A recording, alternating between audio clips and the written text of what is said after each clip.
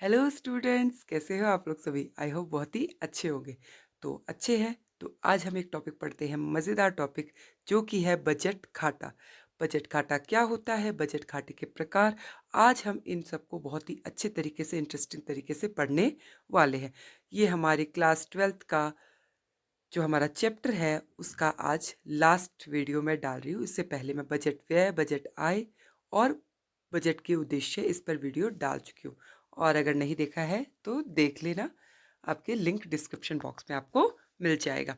तो सबसे पहले इसको हम एक उदाहरण से समझेंगे या एक एग्जाम्पल से। ये है रिया का परिवार। रिया का परिवार एज प्लानिंग कर रहा है। प्लानिंग मतलब कि हमारी कितनी आय है, कितना हम खर्चा कर रहे हैं, अपने जो परिवार का बजट होता है उसके बारे में सोच रहे हैं। ठीक है। रिया की मम्मी है, ये कहती है कि हमारी कुल आय 1,20,000 रुपये, कि हमें इतने पैसे मिलते हैं। अब इस 1,20,000 में हम कुछ पैसे एजुकेशन पे खर्च कर देते हैं, 30,000 रुपये। कुछ पैसे हमारे हेल्थ इंश्योरेंस पे खर्च हो जाते हैं, कि हमने हेल्थ इंश्योरेंस ले रखा है महीने के 5,000 रुपये। और कुछ हमारे दैनिक व्यय यानी कि 50,000 रुपये हम अपने डेली के जो खर्चे होते हैं, डेली खर्चे मतलब जैसे दूध आ गया, हमारा जो सब्जी आ गई, ये हमारे दैनिक खर्चे, इन पे खर्च हो जाता है।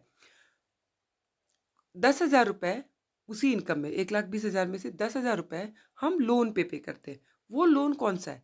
वो लोन वो है जो रिया के ग्रैंड पेरेंट्स यानी कि रिया के दादा दादी ने ले रखा है। उस पे 10,000 रुपये हम लोग पे करते हैं। ठीक है।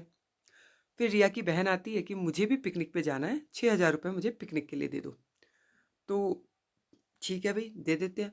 तभी उसका भाई भी आता है, बोलता है 30,000 रुपये मुझे भी चाहिए, मुझे एक नया वीडियो गेम खरीदना है। चलो, चलो क्यों ना हम छुट्टियों में घूमने चलते हैं। तो इसके बारे में भी सोचता है। तभी रिया उधर सबसे समझदार लड़की है, वो कहती है थोड़ा बहुत बचत के बारे में भी सोच लो, क्या सारे पैसे ही खर्च कर दोगे? तो जब वो पूरा हिसाब लगाते हैं कि हमारी इनकम तो है 1,20,000, लेकिन अगर हम सारे खर्च को जोड़ दें तो हमारी खर्चा है 1,50,000 रुपये। तो ये जो है, ये क्या कहलाता है? इसी को हम कहते हैं बजट घाटा। यानी कि जब हमारे खर्चे ज़्यादा हैं और आय कम है, इसी को क्या कहते हैं? बजट घाटा। ठीक है। तो बजट घाटा क्या होता है? जब हमारा कुल अनुमानित राजस्व यानी कि कुल अनुमानित आय हमारे कुल अनुमानित व्यय से कम होती है, या हमारा कुल अनुमानित व्यय ज़्यादा है किससे? हमारी आय से। उसी को हम कहते हैं बजट घाटा, यानी कि सरकार की। ठीक है। सरकार की कुल आय उसके कुल व्यय से कम है, उसको क्या कहते हैं? बजट घाटा कहते हैं। 3 प्रकार का होता है बजट घाटा: राजस्व घाटा, राजकोषीय घाटा, प्राथमिक घाटा। सबसे पहले देखते हैं राजस्व घाटा। देखो, राजस्व घाटा किसको शो करता है? राजस्व घाटा कहता है कि इसमें जो पैसा आता है राजस्व, अगर आपको याद होगा जब हमने बजट पढ़ रहे थे कि एक बजट व्यय और था हमारा, और एक थी हमारी बजट प्राप्तियां। बजट प्राप्तियों में भी हमने 2 प्रकार की थी, राजस्व प्राप्तियां, पूंजीगत प्राप्तियां। वैसे ही राजस्व बजट व्यय में भी 2 था, राजस्व व्यय और पूंजीगत व्यय। तो जो ये राजस्व व्यय, इसमें क्या है कि अगर हमें कोई प्राप्तियां मिल रही है तो कहाँ से मिल रही है, जो, या हमें हम कोई व्यय कर रहे हैं, तो ये किसको शो कर रहा है? कि हमारे जो डेली के खर्चे हैं। जैसे आपको याद होगा, राजस्व व्यय में हमने देखा था कि जो सरकारी कर्मचारी उनको जो पैसा दिया जा रहा है, उनको जो पैसा दिया, उनको जो आय दी जा रही है, वो किस में दी जाती थी? आपकी राजस्व उसमें थी। तो राजस्व घाटा शो करता है कि सरकार अपने जो डेली के खर्चे ना, उसको भी पूरा नहीं कर पा रही, यानी कि उसकी जो राजस्व प्राप्तियां हैं वो उसके राजस्व व्यय से कम है। तो उसको हम क्या कहते हैं? राजस्व घाटा। राजस्व व्यय किसका माइनस राजस्व प्राप्तियां, क्या कहलाता है? राजस्व घाटा। यानी कि व्यय ज्यादा है, प्राप्तियां कम है। कौन सी वाली? जो उसके डेली के खर्चे। जैसे हम उस एग्जाम्पल से पढ़ते हैं, इकोनॉमिका की फैमिली के एग्जाम्पल से पढ़ते हैं कि 1,20,000 रुपये में जो वो शिक्षा पे खर्च कर रहे हैं, जो वो हेल्थ पे खर्च कर रहे हैं, और जो दैनिक व्यय पे खर्च कर रहे हैं, जो दैनिक डेली के जो खर्चे खर्च कर रहे हैं, और जो दैनिक खर्चे आए वो कितने आए? 1,40,000 रुपये। और उनकी आय कितनी है? 1,20,000। तो ये क्या कहलाएगा? आपका राजस्व घाटा कहलाएगा। क्या कहलाएगा? राजस्व घाटा कहलाएगा। यानी कि आय थी 1,20,000, खर्चा कितना कर दिया? 1,40,000। अब हमारी सरकार का राजस्व घाटा कितना है? 1.8% ऑफ जीडीपी, यानी कि 1.8% हिस्सा जीडीपी का सिर्फ राजस्व घाटे को पूरा करने में जाता है, यानी कि सरकार के जो अपने डेली के खर्चे हैं उसके लिए जाता है, उसमें भी हमारा क्या है, घाटा है। इसका इम्पैक्ट क्या पड़ेगा, इसके प्रभाव क्या पड़ेंगे। सरकार अपने नियमित खर्चा पूरे करने में असमर्थ है। भाई जब आप उसकी फैमिली से ही ले लो, उसकी फैमिली के एग्जाम्पल से ही ले लेंगे अगर हम लोग, कि भाई सरकार अपने जो डेली के खर्चे, अब वो जैसे इकोनॉमिक का हमने कहा था, रिया की फैमिली थी, रिया की फैमिली के आय तो है 1,20,000 और खर्चा कितना करी, 1,00,000 से, मतलब वो अपने डेली जो खर्चे हैं उसको भी पूरा नहीं कर पा रही है। दूसरा, अगर ऐसा होगा तो हम क्या करेंगे, जब हमारे हर महीने खर्चे ज़्यादा होंगे, हमारी आय कम होंगी, तो हम क्या करेंगे, अपने सामान को बेचेंगे। भाई कुछ तो करना पड़ेगा ना, तो सरकार क्या करेगी, विनिवेश करेगी। विनिवेश आपको पता है ना कि जब सरकार अपनी प्रॉपर्टी यानी कि अपने जो शेयर्स है वो किसको बेच देती, निजी क्षेत्र को बेच देती है, तो इस तरीके की ज़्यादा एक्टिविटीज़ होंगी। लेने से ऋण राशि और ब्याज भुगतान अवधि के संदर्भ में भविष्य पर बोझ पड़ता है, कि भविष्य पर अगर हम इस तरीके से और ऋण लेते रहे और हमारा घाटा बढ़ता गया तो भविष्य में हमारे पर बोझ और ज़्यादा बढ़ जाएगा। तो कम कैसे करें, कम करने का सीधा सा तरीका है, व्यय को कम कर दो। जो सरकार व्यय कर रही है, ऐसा लग रहा है कि ये व्यय की जरूरत नहीं है, उनको कम कर दो और राजस्व में वृद्धि करो, यानी कि आय में वृद्धि करो। कर बढ़ा के, गैर कर बढ़ा के, इन सब चीज़ों से क्या करो, उसमें राजस्व में वृद्धि कर सकते हैं।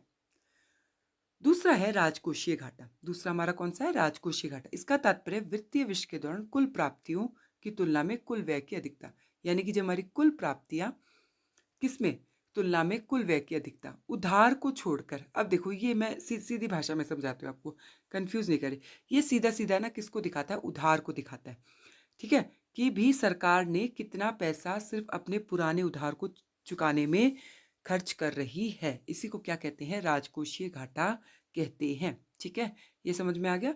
इसमें सब कुछ है, जैसे राजस्व व्यय प्लस पूंजीगत व्यय, राजस्व प्राप्तियां और पूंजीगत प्राप्ति, लेकिन पूंजीगत प्राप्तियों में जो उधार है उसको छोड़ दो तो बच क्या गया, यानी कि जो हमारा उधार है वही क्या कहलाता है, राजकोषीय घाटा। सीधे से मतलब है कि अगर राजकोषीय घाटा है तो आप ये सोचो कि सरकार जो पुराने उधार है उसको चुकाने में पैसा खर्च कर रही है।